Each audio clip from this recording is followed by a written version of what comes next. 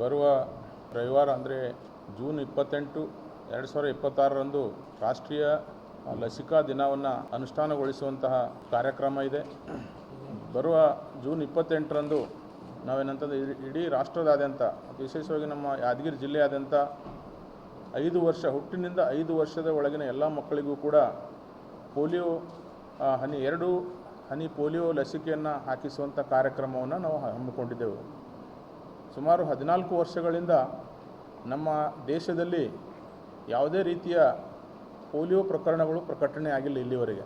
ಸುಮಾರು 14 ವರ್ಷಗಳಿಂದ ಇದು ಒಂದು ಮಹತ್ತರವಾದಂಥ ಸಾಧನೆಯಾಗಿದೆ.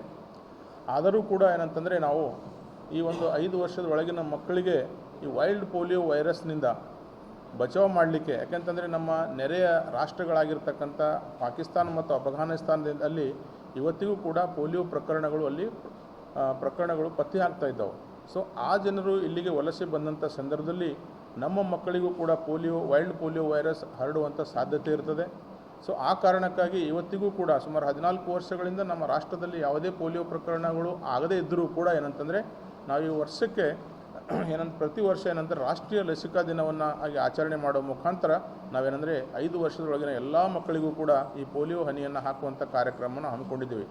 ಈ ಬರುವ ಜೂನ್ 28 ಅಂದರೆ ರವಿವಾರದಂದು ಏನಂತಂದರೆ ನಾವು ಬೂತ್ಗಳ ಮುಖಾಂತರ ನಮ್ಮ ಜಿಲ್ಲೆಯಲ್ಲಿ ಸುಮಾರು 665 ಬೂತ್ಗಳು ಮತ್ತು ಟ್ರಾನ್ಸಿಟ್ ಟೀಮ್ಗಳು 15 ಟ್ರಾನ್ಸಿಟ್ ಟೀಮ್ಗಳು ಮತ್ತು 2 ಮೊಬೈಲ್ ಟೀಮ್ಗಳು, ಹೀಗೆ ಒಟ್ಟು 704 ಟೀಮ್ಗಳನ್ನಾಗಿ ವಿಂಗಡಿಸಿ ಸುಮಾರು 1408 ಜನ ಸಿಬ್ಬಂದಿಗಳ ನೇಮಕ ಮಾಡುವ ಮುಖಾಂತರ ಮತ್ತು 134 ಜನ ಮೇಲ್ವಿಚಾರಕರ ಮುಖಾಂತರ ಏನಂತಂದರೆ ನಾವು ಈ ಪೋಲಿಯೋ ಹನಿ ಹಾಕಿಸುವಂಥ ಕಾರ್ಯಕ್ರಮವನ್ನು ಅನುಷ್ಠಾನಗೊಳಿಸ್ತಾ ಇದ್ದೀವಿ. 28ನೇ ತಾರೀಕು ಬೂತ್ನಲ್ಲಿ ಮಕ್ಕಳು ಬರ್ತಾರೆ, ಅವರಿಗೆ ನಾವೇನಂತಂದರೆ ಪೋಲಿಯೋ ಲಸಿಕೆಯನ್ನು ಹಾಕ್ತೀವಿ.